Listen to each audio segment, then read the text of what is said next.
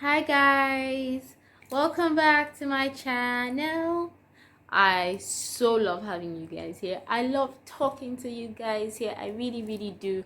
And I pray and I hope that you are safe and you're good and you're ready for us to talk. Welcome to another episode of Faith, Life, Love with Bologi Stephen.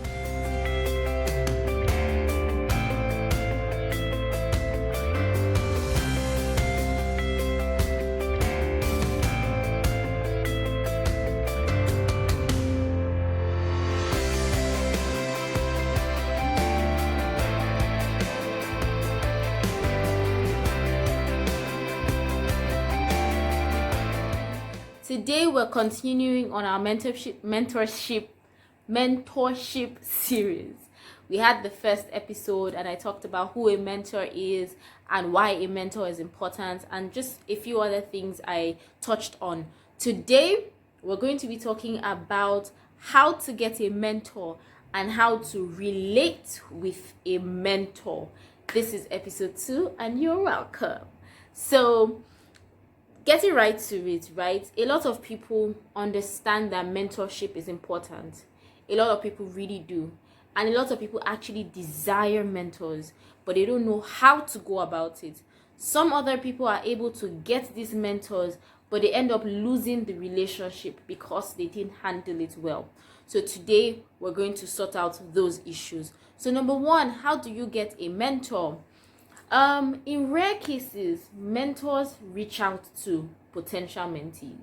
In rare cases, so I might see somebody I take interest in and I feel like I want to mentor this person and I reach out, maybe tell the person I want to mentor you or just develop the relationship with that person. But most times, the mentee reaches out to the mentor. Sometimes it is very formal, like it's like a contract, like offer and acceptance. Some other times it is a relationship that develops. So I would give you an example of 2 of my mentors and how the relationship came about. So the first is the most recent one, right? I'm going through a transitional phase in my life and a new area that I'm really developing interest in and I want to pursue. Right. So I sat one day and I'm like, I always knew that I needed a mentor in that space because it's not something I'm trained in. So I knew that I needed a guide in that phase, somebody that will walk me through and, just mentor me really. So I reached out to a friend of mine who I know works, does work in that space, in that industry. And I was like, hey, how are you doing? So this is it. I'm kind of like transitioning and taking interest in this field and I need a mentor, right? And he said, oh, I know the perfect person for you. Give me a bit.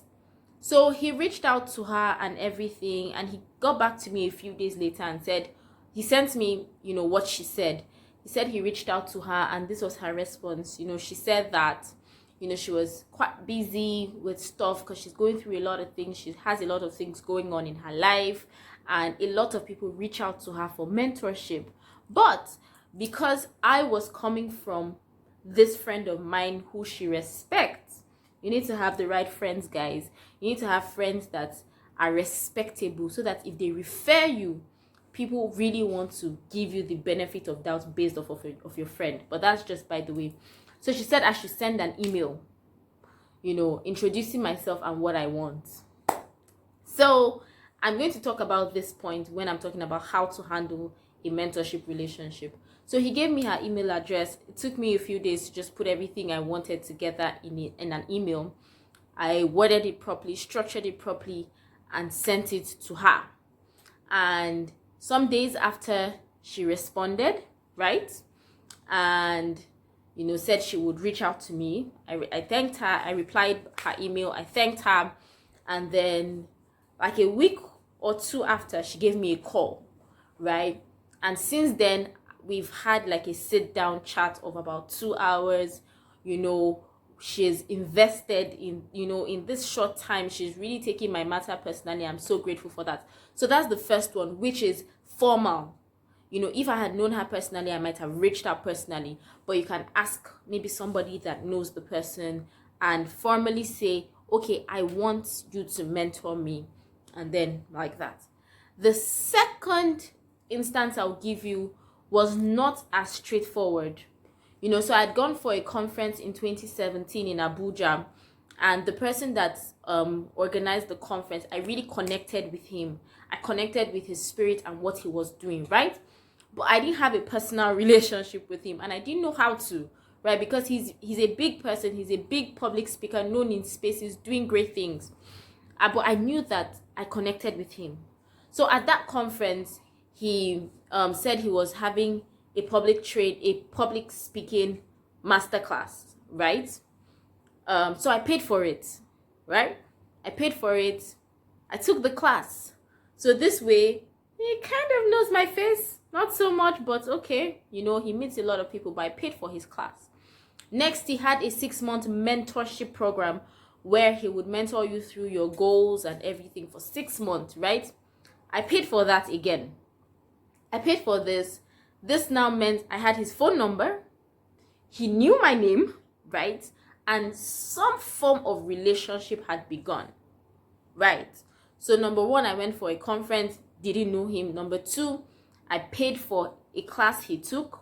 Sometimes you pay for access. And then, of course, there was value that I got. And then number three, I paid for a program that took me a step closer to him. Now, by the next year, 2018, he had the same conference he had in 2017, right? In Abuja again. This time, I volunteered. I was one of the volunteers. So I served, I worked, I was in protocol units, I went to pick guests, I was there for some guests, I was doing protocoling. He knew me. The next conference, I served again. So I served my way into mentorship. I paid for his classes and I served him. And now I know that he knows me. He has my number. I have his number. If I call him, he won't say, "Who is this?" Right? So those are two ways on getting a mentor. You reach out. Sometimes you serve your way to recognition, in quotes. You just serve the person. And you provide solution for the person. You serve the person. Now to the bulk of it, which is how to handle a mentorship relationship, right? Number one is I'm going to try and be as quick as possible, but really explain these things, because this is the most important aspect to me, because you can get a mentor and lose the relationship if you don't handle it properly. And I feel like in our generation, sometimes we don't. So number one is honor and respect. You must honor and respect your mentor. Now, I'm not talking about idolizing them. No. I am saying honor and respect. You don't talk, of course, mentorship relationship can evolve somewhat, but especially at the beginning stages, you don't message your mentor and say, "What's up?" You don't do that. You don't say, "Hey, dear." You don't do that. You have to honor and respect your mentor. It doesn't matter if you're the same age. It doesn't even matter if they are younger than you. You give them the respect of the fact that these people have value that I want them to impact in me. So that's number one, honor and respect. Don't idolize, but honor and respect them. Number two is take it seriously. Mentorship involves work. Mentorship involves work. Now, this is the point I was going to. Remember the email that I said that my new mentor asked me to send? When we got talking, she would then let me know that a lot of people come to her for mentorship, right? And she would tell them to send an email, and almost everybody doesn't.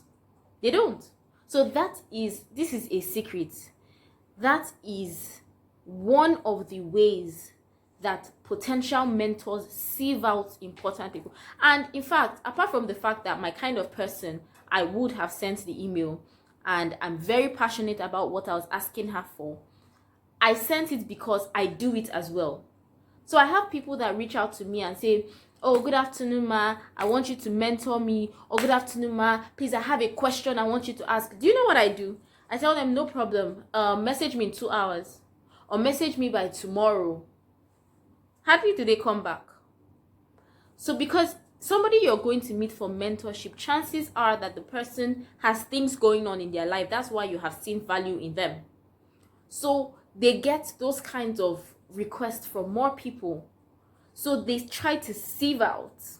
So when they give you assignment, when your mentors give you appointments, when they schedule things for you, you follow up. It is your duty to follow up with your mentors, not theirs. So when my mentor said, okay, come to my office by 1:00, it was my duty that day. I messaged that, oh, I'm coming. If you're going to be late, you send a message or you call to say, oh, this is the situation. What? It is your duty. You must take it seriously. You must do the work. I have a group of mentees. I give them assignments. They know. They do the assignment. You must take it seriously. You must do the work. And it is your duty to follow up. That's number 2. Number 3, don't just be a taker. Be a giver. What value do you have to give? Remember my second mentor I told you about. I served my way up. I served my way for him to know me, right? Every mentor, let me give you another secret tip. Every mentor wants a mentee that will make them proud. Oh, let me give you another point, yeah? On this one, right? In the email I sent to my new mentor, right? I told her, okay, this is what I want. This is the area. This is it. This is also what I am doing now. You know, you can check it out on here, here, and here. And she did. And she told me, oh, I checked out this thing and I was impressed. So you already told her this is a serious person. No mentor wants to mentor, and nobody wants to mentor an unserious person at all. So don't just be a taker. Give. What do you have to give? What value are you bringing to the table? What is your offer, if I can put it that way? And it doesn't have to be much, in quotes. It might just be, service is not just. It might be service.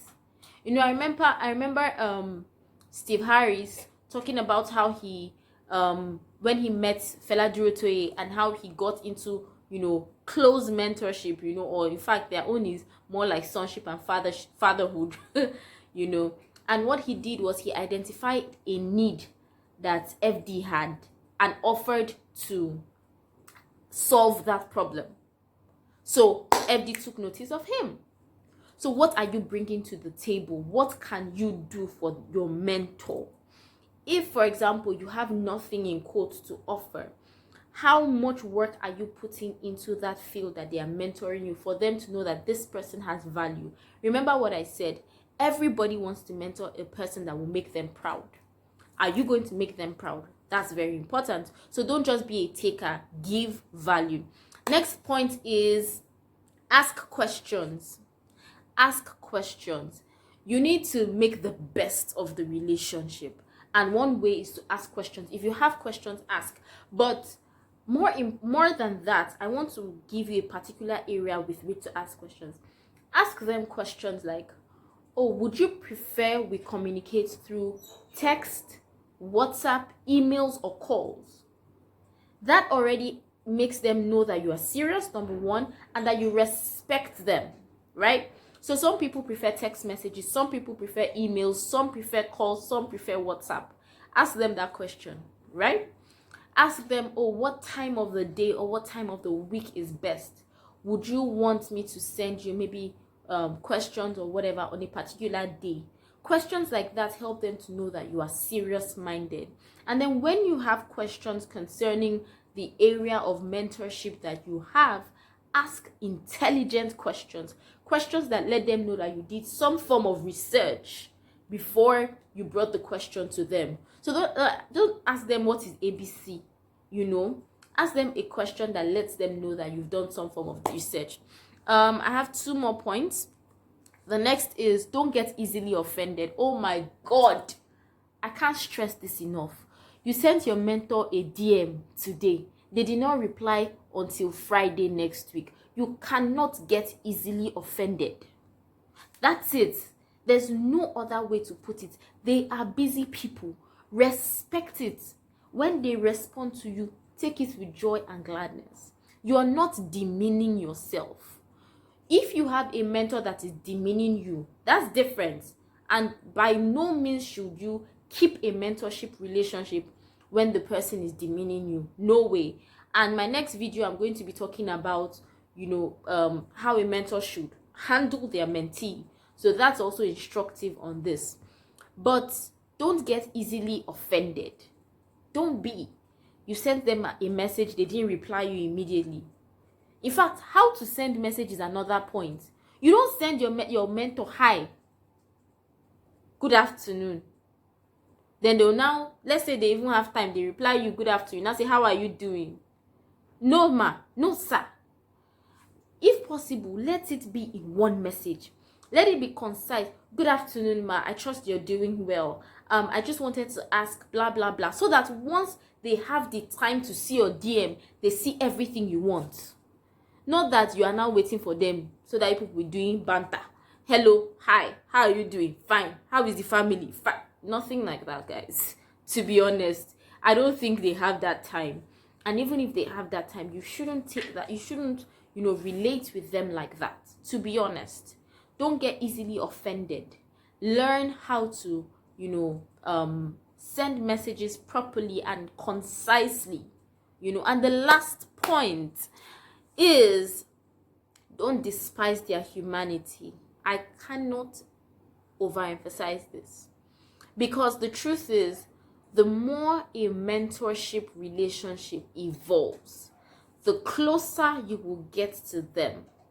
And because they are human beings like you will find out their humanities and their flaws. You cannot despise their humanity. Remember, our first point was to respect and honor them, right? So when you see your mentor's flaws, it's not enough for you to now say, so that is how they are safe. Then you now start treating them anyhow because they've given you the privilege of access. Remember that access is a privilege. You do not take it for granted. Now, if you have a mentor that, is more bad than good, in quotes, right? Or despising you or demeaning you, that's totally different. But I'm talking about a situation where you are just exposed to this person's humanity because of access. Because it takes access to see a certain degree of humanity of a person. Don't despise it. They're human. Give them allowance to make mistakes. Give them allowance to be human. Give them allowance to have flaws. You don't disrespect your mentors because of that. I remember one of my mentors said, she's a relationship person. She teaches relationship and marriage. And one day she was in the car with her husband, and her mentee was in the car, and she and her husband had this full-on argument, and she was just like, this guy has seen this thing, he will not respect me again. I mean, I'm a relationship, teacher and pastor. But then she remembers that after that, he didn't stop respecting her. He still came to her for counseling, and that even put him on a higher pedestal in her own eyes, because this person has not despised their humanity. So this video is longer, but I believe that it has a lot of things that would guide us in our mentorship relationship, because they are very necessary that we handle it effectively, because mentors are important. Follow who know road, and as you are following them, you have to follow them right. They're human beings. Don't idolize them, but you have to treat them. Remember, even the Bible says that you should honor your father and mother, and in a sense, your mentors are kind of like that to you, because they are your guides. So you have to handle them with honor and with respect and with regard, while not idolizing them. So this is episode 2 on the mentor series. Not tomorrow, I'm going to post the 3rd episode, and that will handle being a mentor and how you should relate to your mentees. So when can I be a mentor, and how do I relate with my mentees? Thank you guys for joining in. Don't forget to like, subscribe, share, comment, click on the notification button, and just let me know if you have any other areas you want to talk about. Let me know if you have any other points, maybe a point I didn't mention. Feel free to mention. Feel free to tell me your mentorship experience, and let's just talk and gist. Let me hear from you. Thank you guys for joining. Till the next episode. Life, faith, and love with Bologi Stephen. Bye.